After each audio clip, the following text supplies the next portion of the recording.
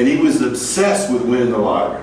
And the reason he wanted to win the lottery is because he wanted to fund a DAO, the perfect DAO.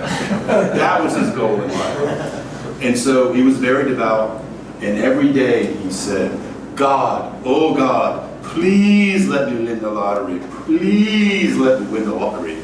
I'm gonna build this DAO, I'm gonna change the world. And Friday came along and he didn't win. But he was undeterred because he was very devout, and he just redoubled his efforts, and he said, God, oh please let me win the lottery. Please, I'm gonna build this beautiful DAO. I'm gonna solve world hunger. I'm gonna fix world peace. I'm gonna solve everything in this DAO and never be hacked. Friday ran come around and lost again. But he was not deterred. He just started praying in the morning and the evening. God, oh please let me win the lottery. I will name the DAO after you. It will be the Yahweh DAO. And it will never be hacked. It will be the most secure DAO ever. It will be sports and forked and everything else. And he gets to Friday and he didn't win the lottery. And he looks up and he goes, oh God, why do you not let me win the lottery? And a big voice comes from heaven. Madness. Yes, Lord. Madness. You got to meet me halfway and buy a ticket. Okay. I think in the vacuum of the discussion, and maybe any joke is good. So what I'm going to try to talk to you today is a little bit about mining and a little bit about silicon and how it's used. And I hope that we'll walk away thinking that maybe the word ASIC and ASICs in mining is a little bit better idea than we thought. Real quick, I think Kit did a great job of introducing me. I've been in the semiconductor industry longer than I'd like to admit I am old. I was at Motorola when they invented the cell phone. I've built chips in just about everything that you could use chips in. I've also, in my most recent job, sold to some small companies that build Bitcoin ASICs. So, you know, what I'll talk to you guys about today, I have a little bit of real world insight. And then, just by the way, what I'm working on currently, my current passion is the intersection of IoT and blockchain technology. So, if anybody has a similar passion, please see me after the presentation. So, what's on tap? I want to talk a little bit about silicon, a little primer. I'm going to talk about Moore's Law. I'll overview the mining proof of work that is used in Bitcoin and that is currently used in Ethereum. I'll talk a little bit about how various chips are used today, from the CPUs that are in your computer to the GPUs that might be in your gaming computer, field programmable gate arrays you might not be familiar with. They were an interim technology for Bitcoin, and then finally ASICs. I want to talk a little bit about what the ASIC companies look like, and then I'll talk about could we do something, could we build an ASIC for Ethereum, or maybe more importantly, is there something we could do that might profit any and all of us in mining. First of all, I want to get the nomenclature down a little bit. I personally commute to Silicon Valley every other week. So I'm in Denver and I'm in Silicon Valley, and before this I was in Austin. So sort of all the hot high-tech spots are places that I've been. So Silicon Valley, silicon is what you might hear. Silicon is what you build semiconductors out of. Semiconductor industry, so all chips are built out of semiconductor. You might hear the word chip. I'll probably use the word chip. But unfortunately, sometime I'll introduce myself and say I'm in chips, and they'll go, wow, yeah, they're salted, or Frito-Lay. I go, sorry, forget the chip thing. You might also heard the word IC, integrated circuit.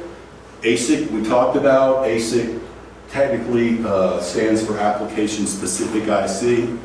It's a little bit of a dated word in the industry. SoC is another word you might hear, which is system on a chip. So increasingly, because you can put so many transistors on a chip, things that used to be in multiple chips or on a board or an entire system are now on a chip. Especially if you look at things in storage, if you look at some of the modern servers, things that were all over the board are now in one chip. So I think we talked a little bit about CPU, GPU. MCU is another term for sort of a smaller microprocessor or microcontroller unit. It's another term you might hear. So Moore's Law. Have any of you guys heard of Moore's Law? Okay, great. So Moore's Law technically says that every 18 months or 2 years you put twice as many transistors on a chip as you could. What that also means is of 100% productivity every 2 years. And that's been going on for over 50 years. So that's huge. I mean, you can't think of another, it's really hard to think of another discipline where 100% productivity has been going on for this long. So Gordon Moore kind of sort of theorized this sort of popular culture thing in the 60s. He was one of the founders of Intel. If you think about 50 years, that means that chips are 32 billion times more powerful, cheaper, and lower power. In many ways, that's the foundation for everything we do. I mean, you couldn't build a computer without a really intelligent chip. You couldn't build smartphones. You couldn't build TVs. Even networking, you have really huge chips that are at the heart of every router that bring in, packets in one port and out the other, and are able to look inside of it and figure out where it goes. A lot of the gains in automotive are really the result of silicon. Things that you can do in the engine now, you can really take data. You hear about things like huge data analytics. They're in the car already, and it's pretty amazing. And even high-level software. It would be impossible for us to write code at the level that we write at today if there weren't really powerful underlying chips. Now, I think this is Gordon Moore in about 1965, and he really rocks this look. He could be walking in Denver today. I think the lab coat might be the next big hit. We might go down to Torchy's Tacos and see guys in beards and glasses like this. It's a cool look. So this is a Ray Kurzweil graph, just kind of showing not only things in the IC age, but all the way back to when we had a few computers that were built mechanically. So it's interesting to kind of look. You can look at some of the Pentium, some of the IBM chips, some of these graphics chips from NVIDIA and AMD/ATI are really powerful. So I won't go over the graph, but I thought two things that were interesting. It's the graph's a little bit dated. Sometime last year we passed it. We can build a chip which is more powerful than a rodent's brain. Sometime in 2023 we'll be able to build a chip which is more powerful than the human brain. And hopefully I'll live around 2045. We'll be able to build a single chip which is more powerful than all human brains on Earth. So a lot of really cool stuff up here.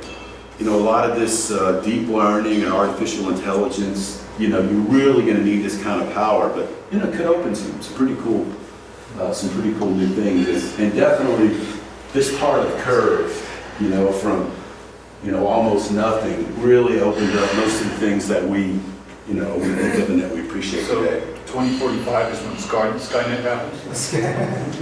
Sorry. You can think of it like that. I don't. You just got to keep the brain away from the hands. That's the key. I babysat for my granddaughter this morning. She's 3 months old, and she needs her brain moved away from her hand. She just keeps banging herself with her hands. So that's what we got to do. We can't let the computers have the nukes. So lastly, just how do we do this? How do you keep up with 100% productivity every year?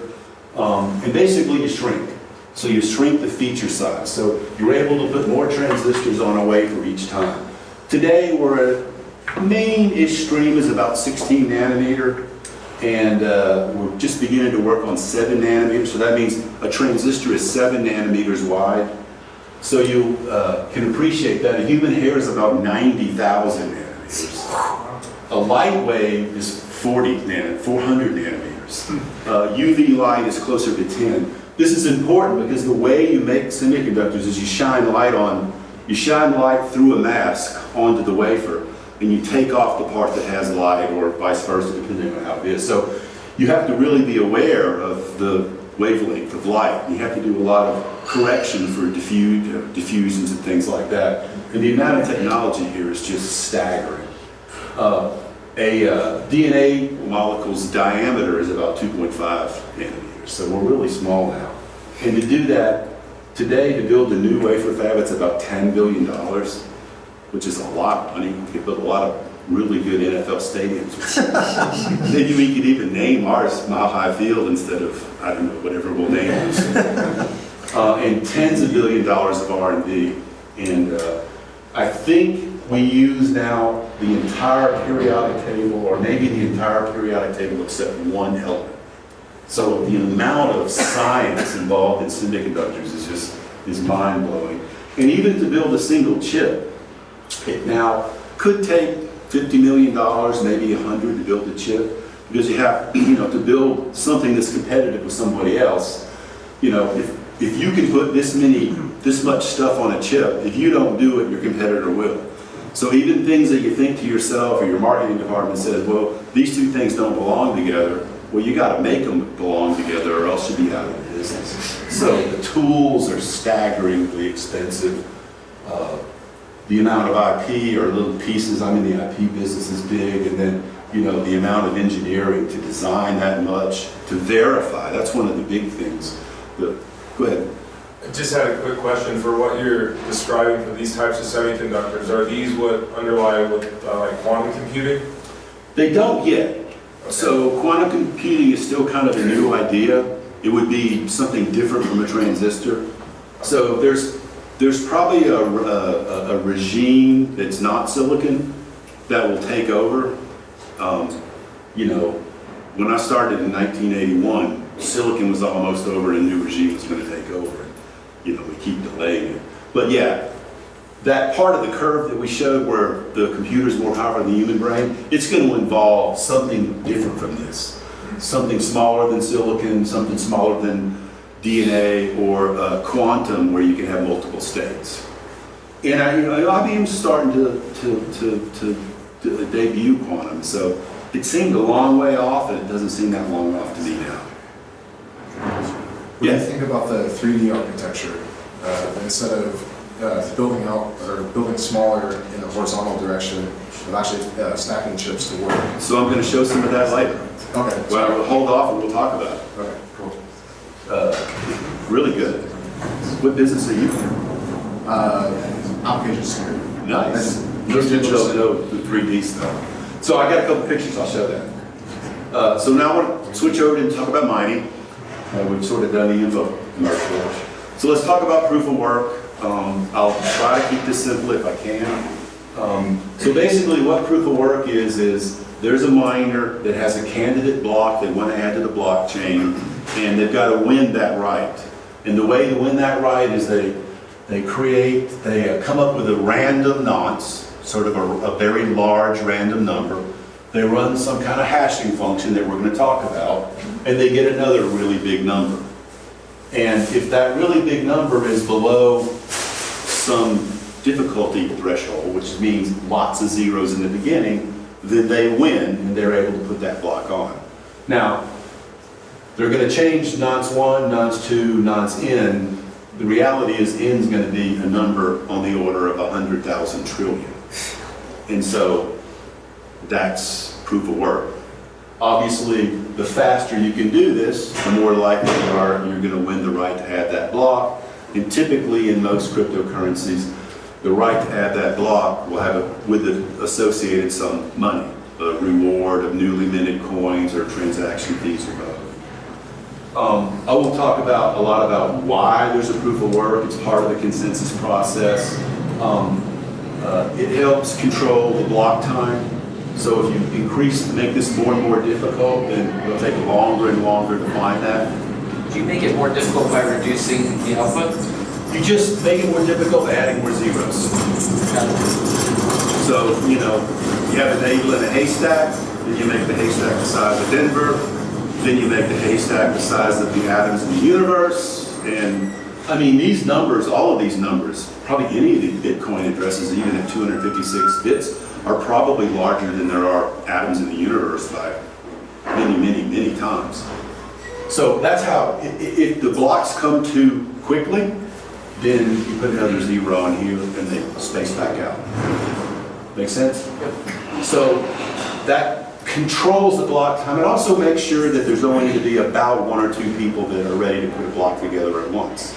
You can imagine if you didn't have something like this, 100,000 people would all say, I'm ready for a block, and it would be really hard to negotiate who gets the next block.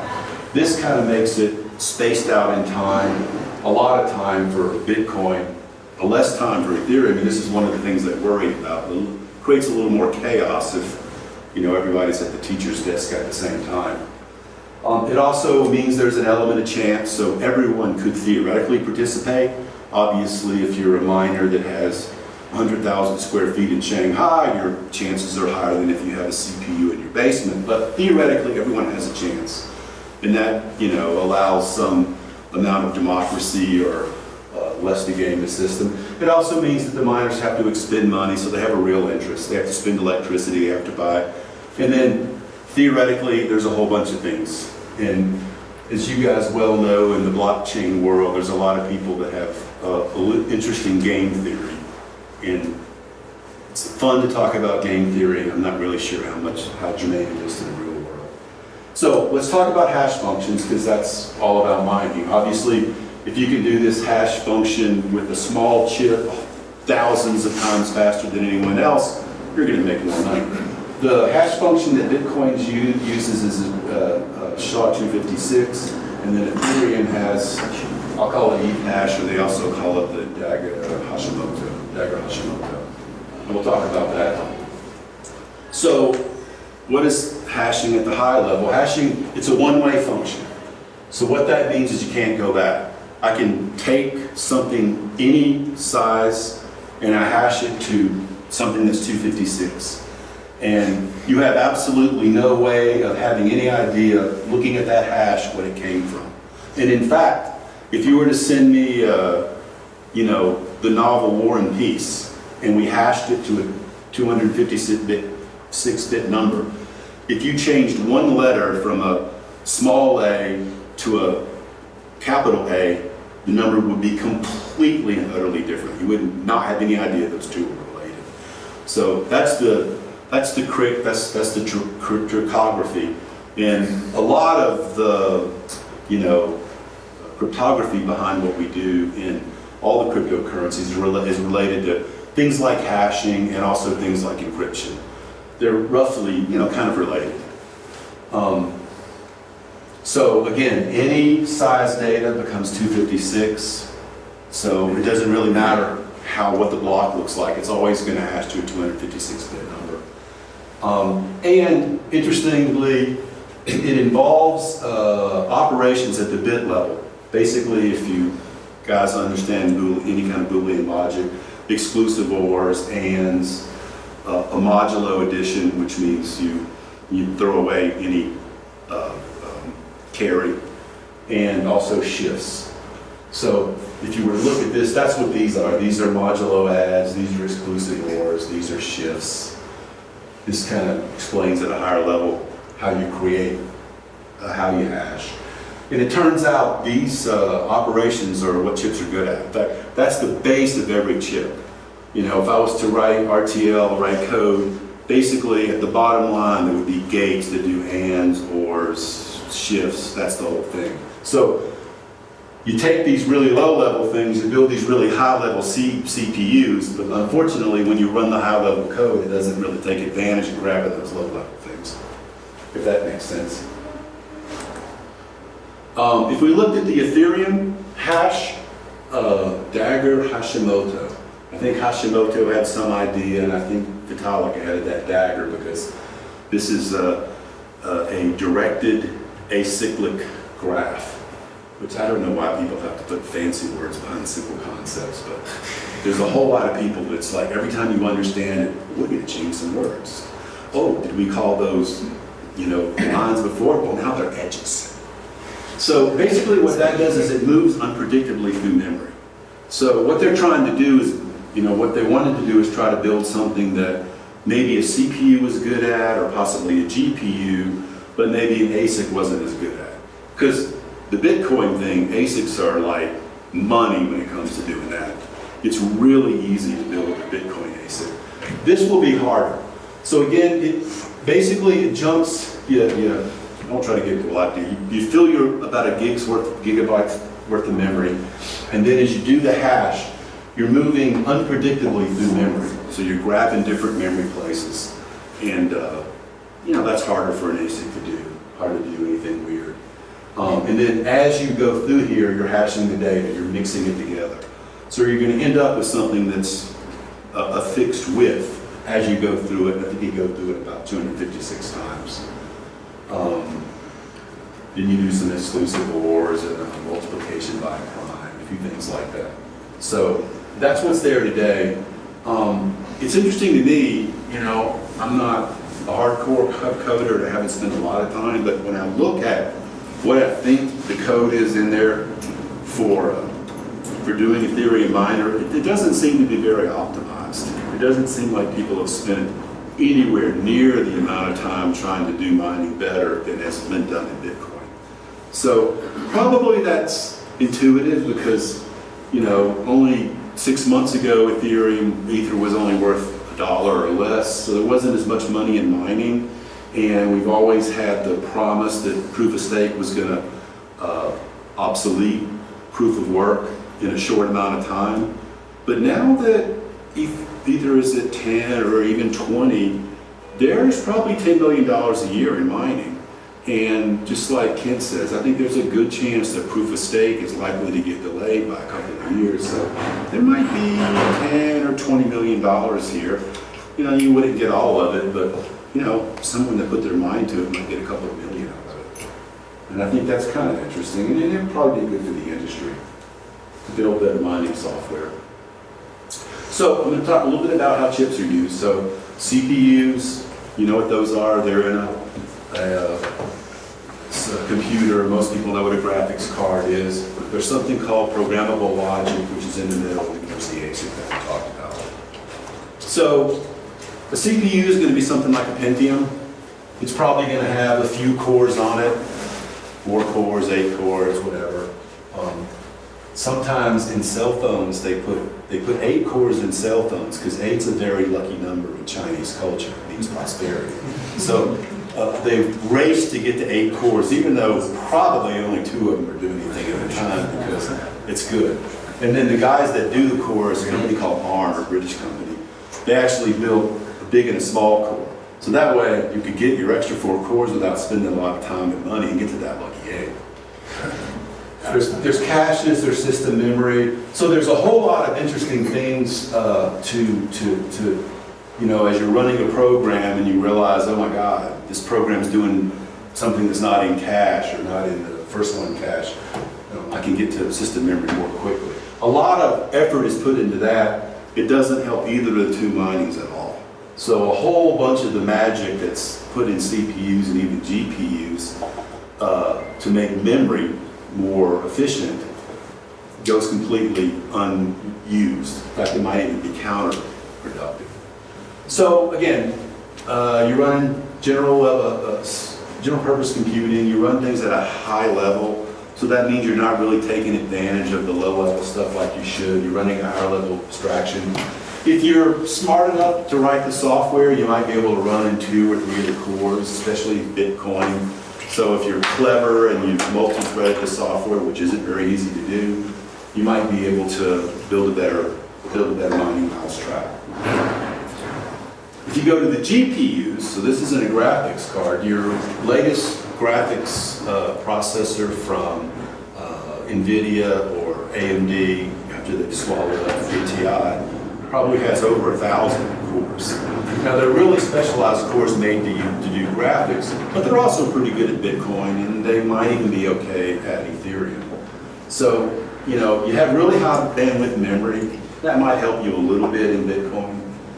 You can run hashes in parallel, that helps you a lot. So this is going to be a better way of doing mining. It certainly was a better way of doing mining in Bitcoin, and it probably is in Ethereum, but I'm not positive that it's optimized.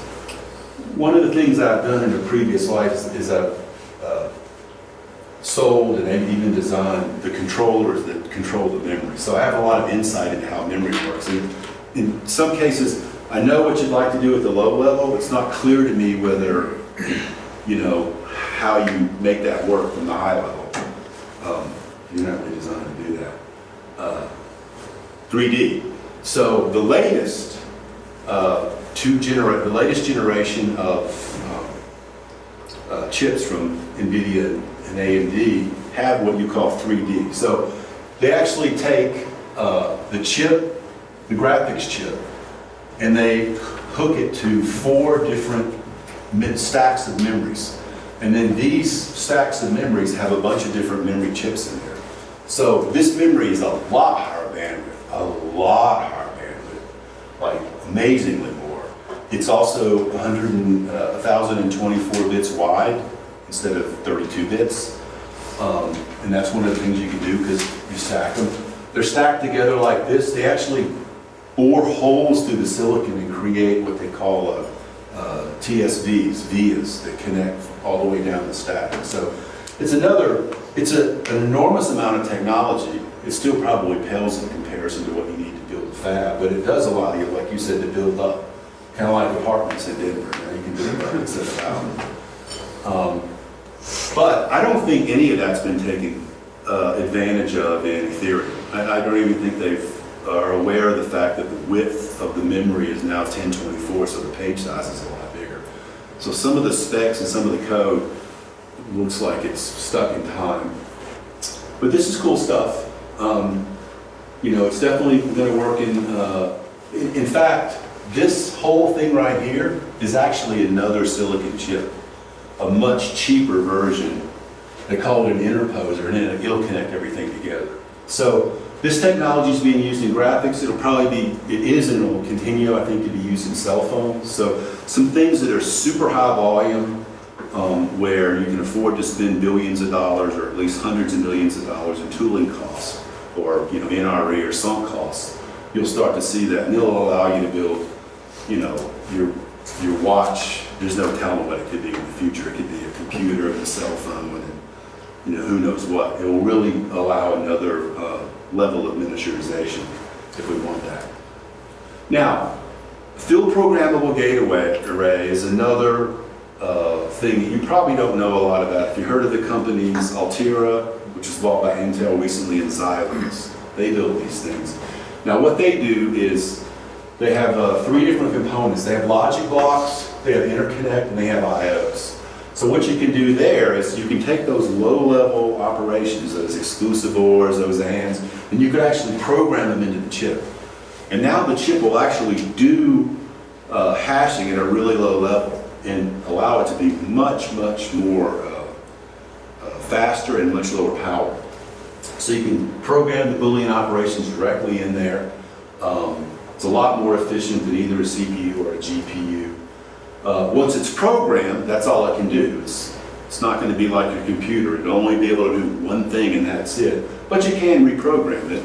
And more importantly, you can go down to the store and buy a Xilinx, you know, development kit for $50 or $500. Nothing like several $1 million that it takes to build an ASIC. And I think Butterfly Labs is the one that got a pretty bad name in Bitcoin. They were one of the first people to do this. This was an obvious thing to do. The trouble is, the second you realize this is a good idea, you realize a chip is a way better idea. So whatever you can program in gates at an FPGA level, you can put at least 10 times that much into an actual chip, if you're willing to spend the money. Now you got to spend a lot more upfront money to do that. So you can put a lot more in there, a lot denser. You can also run these things way below spec. So these guys would call us up and go, hey dude, where your PLL run at like 0.6 volts, and we go, you realize the spec is 0.9, so you're like way below this. And they're like, hey, you know, if we get a 2/3 yield, we're super happy. So, you know, if you go from 0.9 to somewhere in the 0.6, that's 50% less power, because power is the square. When you mean yield, what is that in this Well, context? The only trouble with building a chip is every chip doesn't work. And boom, don't need a lot of funding.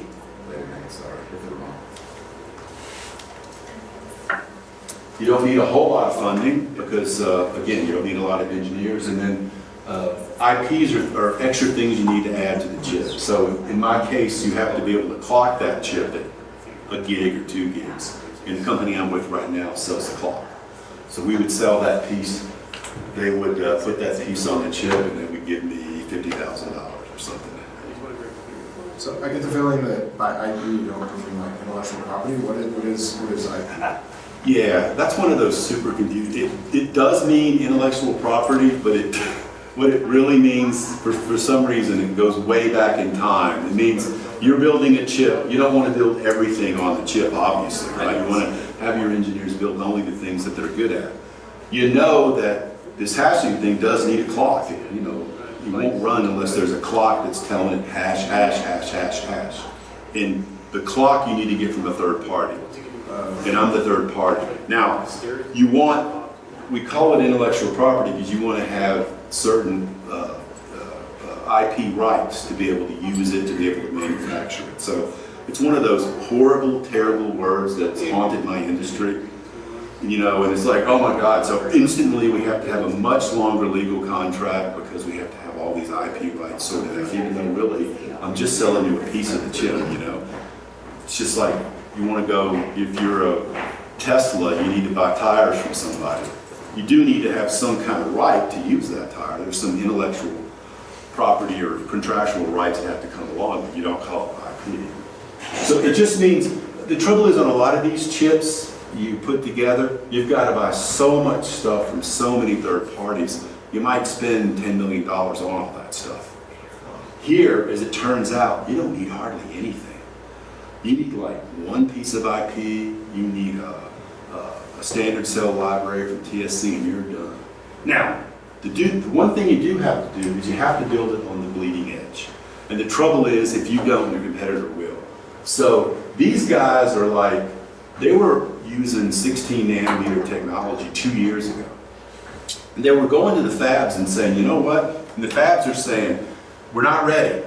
The technology is not completely ready. We can't guarantee you yields. We can't guarantee you anything. And they go, we don't care. We're in a high risk deal. We'll buy 25 lots up front. We'll spend $2 million on mask or $1 million on mask, or maybe they even got a good deal. And we'll order, you know, $2 million of parts. And if it doesn't work, we understand. Now, that's actually good for the fabs because they got to pipe clean this technology. So it's always good for a factory to have someone that's willing to say, hey, I'll go in your factory first, and I know there might be some problems, you know, like the first person that comes into Ethereum. I know I might lose $50 million, but we got to pipe clean it. And so it's good to have people that are willing to take the risk, because if it works, they make several $1 million. All the people at Cointerra retired in 1 year. They didn't have the IPO, they had cash. Yeah. That's it. So it's very competitive. If you're the second best guy, you're nobody, right? I mean, if there's another chip that comes out and the difficulty goes up, and now it costs more money in electricity to run your mining rig, you throw it out, right? You can't use it. So it's super competitive. But it did breathe a fair amount of entrepreneurial life into our industry. That you can imagine something that's so capital intensive, it's really hard to get funding. And unfortunately, some of the exits haven't been good. We've had some consolidation. So you go to DCs and you say, hey, can we get like $75 million? And I'm going to try to put together like the best engineers in the world if possible, and I'm going to build this thing.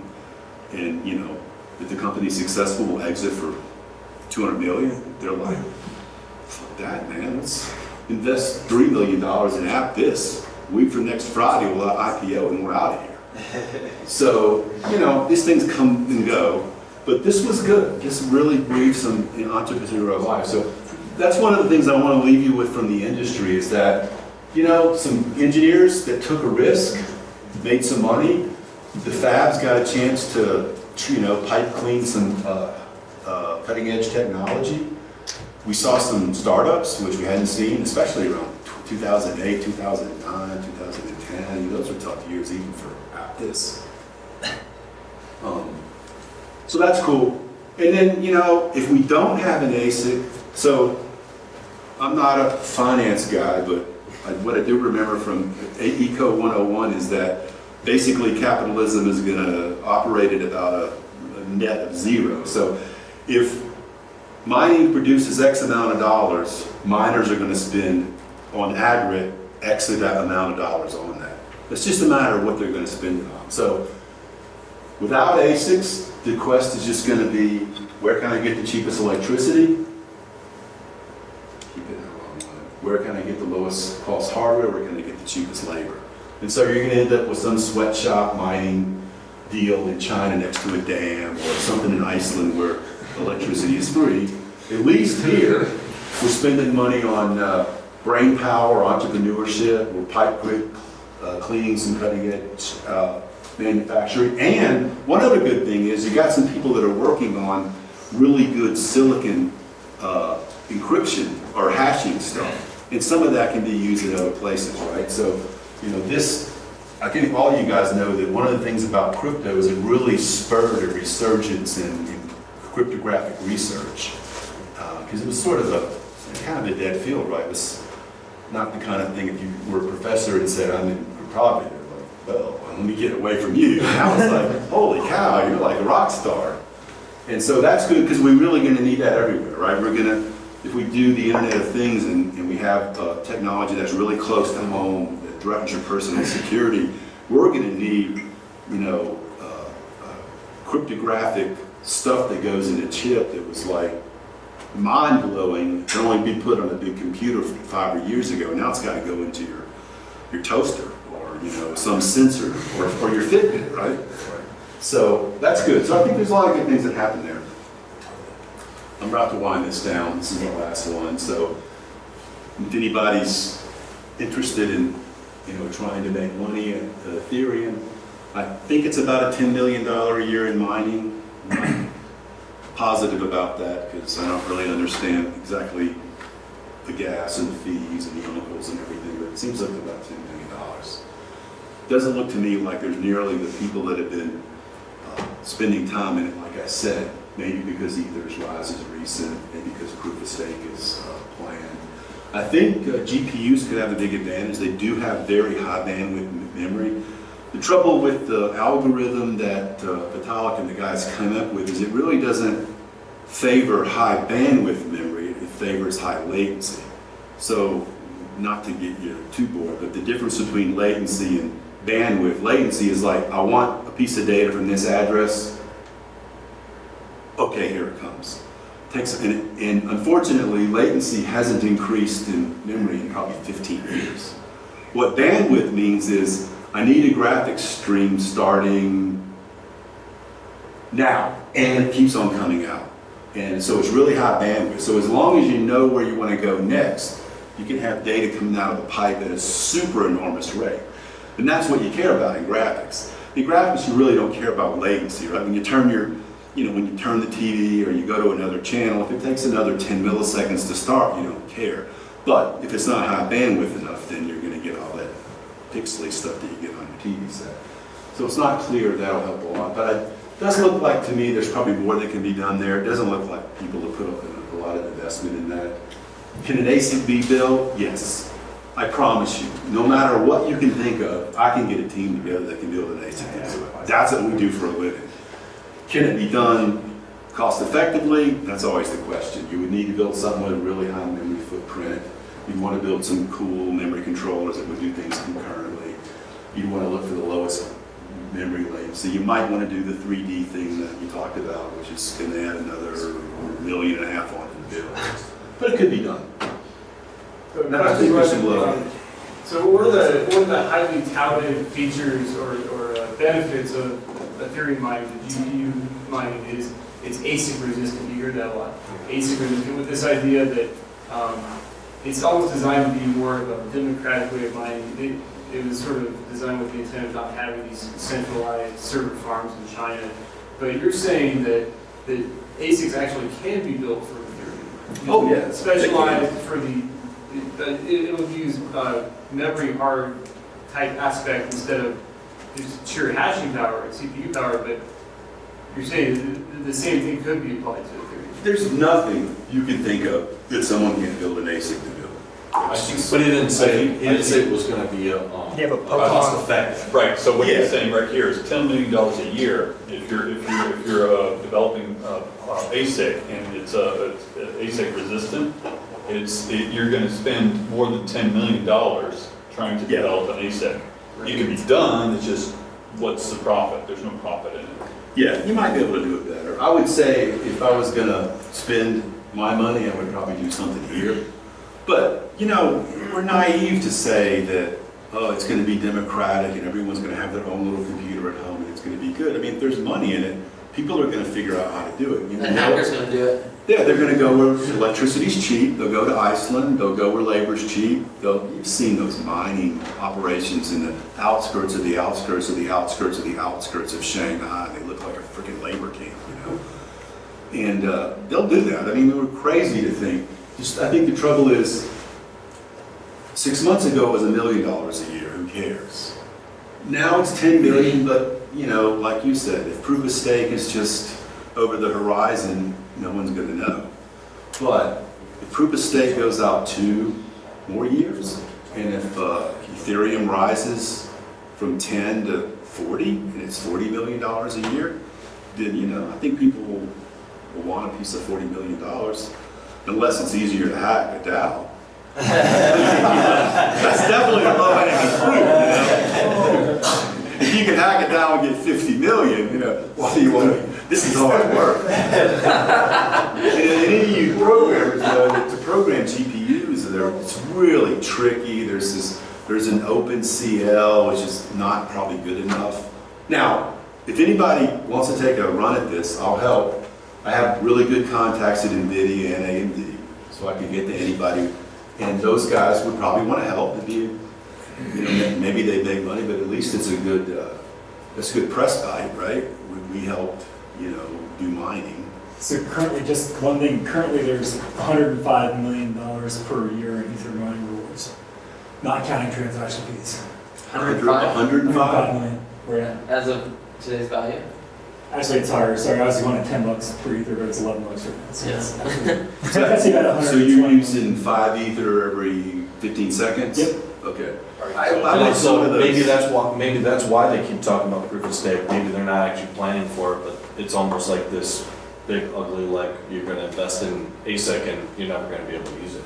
I mean, I think proof of stake is just an ideology, you know?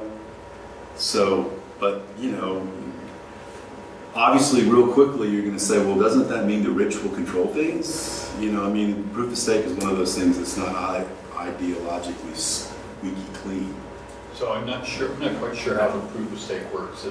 Is it too difficult to explain right now? I mean, I don't think that one's right on the proof of stake. The idea of proof of stake, at a very, very high level, is just that you do have to put something at risk to make a bet on which block is right. And the idea would be that people also have to pre-commit to do it. You can't just come in and mine for 10 minutes now and not mine for a month. So you're going to commit to come in with a certain amount of assets.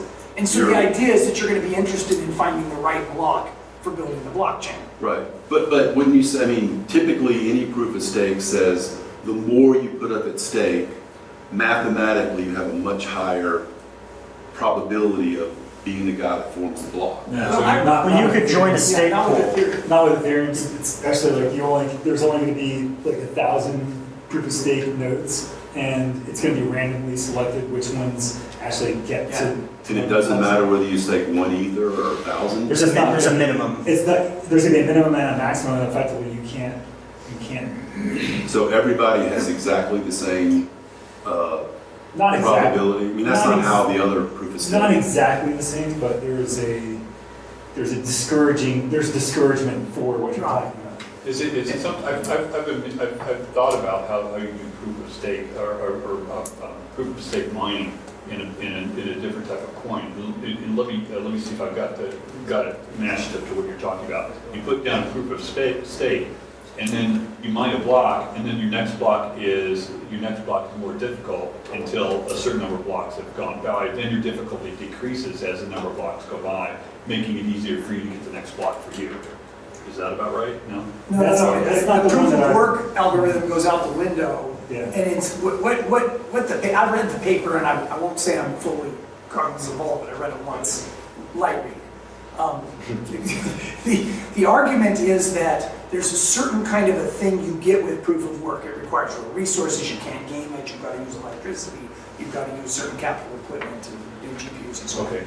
And that gets a certain kind of behavior. And if you map that behavior mathematically, that tends to encourage. The argument that the Ethereum guys are making is that proof of stake gets that same kind of behavior, but the stake is a bet. I mean, you're really making a bet. You basically win a little if you have the right block, because you're betting on which block's right. Okay. And if you win it, you win. But you lose a whole lot for betting on the wrong block. So therefore, if three of us here are malicious actors, and we're trying to get this phony block that gives us a lot of benefit to become the right block in the blockchain, we can go ahead and play that game. We can bet on our phony block to be the right block. But if the network goes against us, we lose our entire stake. So it should lose a lot, gain a little. Yeah, I don't want to take up a lot of time. I'll have to look up the paper and stuff. Yeah, the paper's worth a read, Okay. because I won't explain it as well Yeah, as the paper. it's too complex for this. Thank you. Yeah, so I'm done. I just, hope you got a little insight.